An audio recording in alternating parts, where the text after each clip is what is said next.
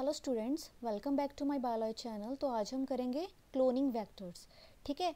और इसका दूसरा नाम क्या है? Vehicle DNA. तो क्लोनिंग वेक्टर या व्हीकल डीएनए क्या होता है? सो फॉर एग्जांपल, जैसे आप एक प्लेस से दूसरी प्लेस तक जाते हो, for example Guraya to Ludhiana, Ludhiana to Phagwara, whatever, ठीक है। कहीं से भी कहाँ पर जाते हो तो उसके लिए आप क्या यूज़ करते हो? व्हीकल। बाय बस, बाय कार आप जाते हो। तो जो व्हीकल आपको ट्रांसपोर्ट करने में हेल्प करता है, एक प्लेस से दूसरी प्लेस तक जाने में हेल्प करता है, उसे क्या बोलते हैं? व्हीकल्स बोलते हैं। तो ऐसे ही हमारे पास क्लोनिंग वेक्टर्स हैं, व्हीकल डीएनए हैं, जो फॉरेन डीएनए को किसी की बॉडी में, होस्ट सेल में इंट्रोड्यूस करने में हेल्प करते हैं, ठीक है। So they are used as a carrier for transferring a fragment of foreign DNA into suitable host. Cloning vector ऐसे वेक्टर्स हैं, ऐसे डीएनए हैं जो क्या कैसे एक्ट करेगा? एज अ कैरियर और क्या करेगा? व्हीकल, ठीक है, जो फॉरेन डीएनए को ट्रांसफर करता है into the host body. So they are also known as cloning vector और जीन कैरियर्स। और कितने टाइप्स के होते हैं क्लोनिंग वेक्टर? 5 टाइप्स के होते हैं, ठीक है। 5 types of DNA are used. और कौन से होते हैं? Plasmid DNA, bacteriophage DNA, DNA of plants and animal, viruses, transposons and artificial DNA. So let's start with the first, plasmid DNA, very important. तो प्लाज्मिड डीएनए क्या है? तो सबसे पहले आप करोगे, जैसे आपने +1 क्लास में बैक्टीरिया का डायग्राम भी किया होगा, उसको डिटेल में पढ़ा होगा, ठीक है। तो बैक्टीरिया के डायग्राम में आपने प्लाज्मिड के बारे में पढ़ा होगा, ठीक है। तो प्लाज्मिड कैसा होता है? जैसे डबल स्टैंडर्ड होता है, ठीक है, आपने देखा होगा बैक्टीरिया में। तो let's start with the here it's discovery करते हैं, डिस्कवरी। तो इसकी जो डिस्कवरी की है प्लाज्मिड डीएनए की, किसने की? William Hayes and Joseph Lederberg in bacterial cell. ये जो प्लाज्मिड डीएनए है कहाँ पर मिलेगा आपको? बैक्टीरिया के सेल में, ठीक है जी। किसने डिस्कवरी की? विलियम हेज एंड जोसेफ लेडबर्ग ने किया। और प्लाज्मिड डीएनए कैसे दिखता है, कैसा होता है? ये बहुत स्मॉल होता है, डबल स्टैंडर्ड होता है, क्लोज्ड एंड सर्कुलर। और कहाँ पर होता है? बैक्टीरिया में नेचुरली होता है। So they occur naturally in bacteria but outside the bacterial chromosome. Bacteria chromosome के बाहर होगा, that is why they are regarded as extra chromosomal DNA containing extra chromosomal genome. Here you can see, ये देखो plasmid DNA. Plasmid DNA कैसा होता है? Small, circular, double standard होता है, ठीक है। और ये कहाँ पर होता है? In the bacterial cell, bacteria के क्रोमोसोम के बाहर होता है। सो नेक्स्ट है, बैक्टीरियल सेल्स में पोजेस वन और मैनी कॉपीज ऑफ प्लाज्मिड। एक बैक्टीरिया में प्लाज्मिड की एक या इससे ज़्यादा कॉपीज भी होंगी, ठीक है। They are inherited from parent bacteria to the daughter cells. ये पेरेंट्स टू उसके डॉटर सेल में इजीली ट्रांसफ़र होता है, ठीक है, नेचुरली ट्रांसफ़र होता है, ठीक है, इनहेरिट होता है from parent bacteria to daughter bacteria. तो एग्जांपल लेंगे हम PBR322। ये PBR322 की एग्जांपल है प्लाज्मिड डीएनए की। सो एग्जांपल हम क्या लेंगे? PBR322, ठीक है। They are regarded as a work house for gene cloning. जो first artificial cloning vector construct किया गया 1977 में किया गया। किसने किया कंस्ट्रक्ट? बॉलिवर रॉड्रिग्स ने। तो देखो PBR की जो फुल फॉर्म है, देखो इनके नेम से ही है। P means plasmid, B means Bolivar, R means Rodriguez. दोबारा देखिए, क्लोनिंग वेक्टर, क्लोनिंग वेक्टर क्या होते हैं? जो फॉरेन डीएनए को होस्ट सेल में ट्रांसफ़र करने में हेल्प करेंगे। 5 टाइप्स के होते हैं, लेकिन उन 5 टाइप्स में हमने कौन सा एक्सप्लेन किया? Plasmid DNA. प्लाज्मिड डीएनए जो होता है उसकी डिस्कवरी किसने की? विलियम हेज एंड जोसेफ लेडबर्ग ने। कैसे होते हैं आपने इसका स्ट्रक्चर भी देखा है, स्मॉल होता है, डबल स्टैंडर्ड, क्लोज होता है, ठीक है।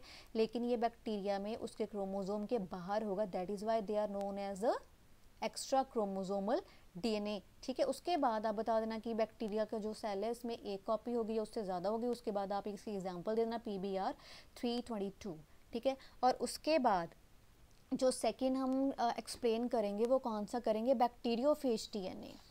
बैक्टीरियोफेज डीएनए, जो बैक्टीरियोफेज डीएनए है, ठीक है, ये भी आपने +1 क्लास में पढ़ा होगा चैप्टर में। बैक्टीरियोफेज, जो बैक्टीरियोफेज होते हैं वो क्या होते हैं? The viruses that attack only on the bacteria. Bacteriophage वो वायरस होते हैं जो सिर्फ और सिर्फ बैक्टीरिया पर ही अटैक करते हैं, उसको ही इन्फेक्ट करते हैं, ठीक है। So that vectors are known as bacteriophage vectors. Clear हो गया? तो क्या लिखा है? The viruses that infect the bacteria. Next one है प्रोफेज स्टेट। प्रोफेज स्टेट देखिए, फॉर एग्जांपल ये बैक्टीरिया का डायग्राम है। फॉर एग्जांपल ये बैक्टीरिया है, ठीक है, ये वायरस है। ये वाले वायरस ने ये वाले बैक्टीरिया पर अटैक करना है। देखो ये वायरस है और ये बैक्टीरिया है, ये वाले वायरस ने इस बैक्टीरिया के ऊपर अटैक करेगा, ठीक है। तो वायरस को सबसे पहले इस पर इसके अंदर एंटर होना पड़ेगा। सपोज ये जब एंटर होगा तो इसका जो डीएनए है वो डीएनए इसका अंदर चला गया। ये जो बैक्टीरिया का डीएनए है, ठीक है, और ये जो आया ये किसका डीएनए है, वायरल डीएनए का। जो ब्लैक पेन जो पेन से शो किया हुआ है, ब्लू पेन से, वो किसका डीएनए है, वायरस का। और ये जो है ये वाला फर्स्ट वाला ये है बैक्टीरिया का। जब वायरस का डीएनए बैक्टीरिया के डीएनए के साथ जब अटैच हो जाएगा, ज्वाइन हो जाएगा, जैसे जैसे बैक्टीरिया का डीएनए मल्टीप्लाई करेगा वैसे वैसे इस वायरस का डीएनए भी इसके साथ मिलकर मल्टीप्लाई करेगा उस बैक्टीरिया की बॉडी में। That stage is known as prophage stage.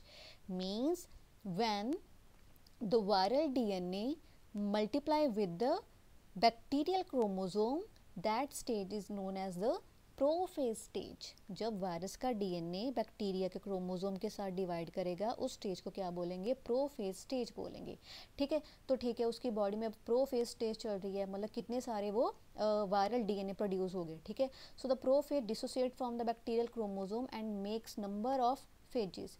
तो जब प्रोफेज डिसोसिएट हो जाएगा, ये जो प्रोफेज है डिसोसिएट हो जाएगा फ्रॉम बैक्टीरियल क्रोमोसोम से, तो उसके अंदर कितने सारे फेजेस बनाने शुरू कर देगा, ये वायरस बनाने शुरू कर देगा। अब कितने सारे ये देखो वायरस हो गए, ठीक है।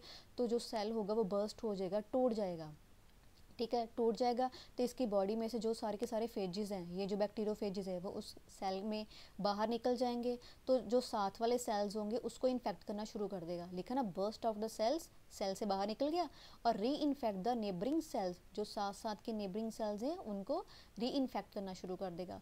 सो the property of bacteriophages to transfer their DNA to specific bacterial cell. तो यही जो प्रॉपर्टी है बैक्टीरियोफेजेस की, जो ट्रांसफ़र करने में हेल्प करते हैं डीएनए को, कहाँ पर, बैक्टीरियल सेल में। तो वहाँ पर जाकर क्या करेगा, we know very well where they multiply along the bacterial chromosome. जैसे जैसे बैक्टीरिया क्रोमोसोम डिवाइड करेगा, मल्टीप्लाई करेगा, वैसे वैसे वायरल का डीएनए भी उसके साथ मल्टीप्लाई करेगा। तो इसके एडवांटेजेस क्या है इसके बैक्टीरियोफेजेस डीएनए के। So bacteriophages DNA shows a more advantages than the plasmid vector. तो सबसे पहले इसका जो एडवांटेज है वो क्या है, they are used for large DNA fragments, and second क्या है, they can be easily detected. इसको हम इजीली पता लगा सकते हैं कब, at the time of cloning experiment.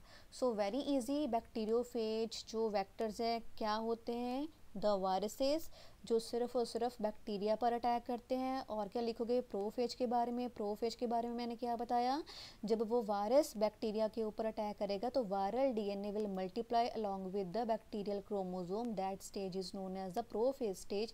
जब प्रोफेज स्टेज आ गई तो बैक्टीरिया की बॉडी के अंदर कितने सारे फेजेस बनने शुरू हो गए, तो वो सेल बर्स्ट हो जाएगा, टूट जाएगा, तो उस सेल से बाहर निकलकर साथ वाले जो सेल्स होंगे उसको रीइन्फेक्ट करना शुरू कर देगा, ठीक है। तो यही जो प्रॉपर्टी है वो हेल्प करती है बैक्टीरियोफेजेस में, जो ट्रांसफ़र करने में हेल्प करती है डीएनए को स्पेसिफिक बैक्टीरियल सेल्स में, ठीक है। तो जब बैक्टीरिया के सेल के बॉडी के अंदर चला गया तो वहाँ पर वो मल्टीप्लाई करेगा। उसके बाद इसके एडवांटेजेस लिख देना। सो ये क्या किया हमने, क्लोनिंग वेक्टर्स किए, ठीक है। क्लोनिंग वेक्टर्स में हमने दो एक्सप्लेन किए, एक किया प्लाज्मिड डीएनए और दूसरा क्या किया, बैक्टीरियोफेजेस वेक्टर। तो फीचर्स जो है इसके, features that required to facilitate cloning into vector, आप नेक्स्ट वाली वीडियो में देखोगे।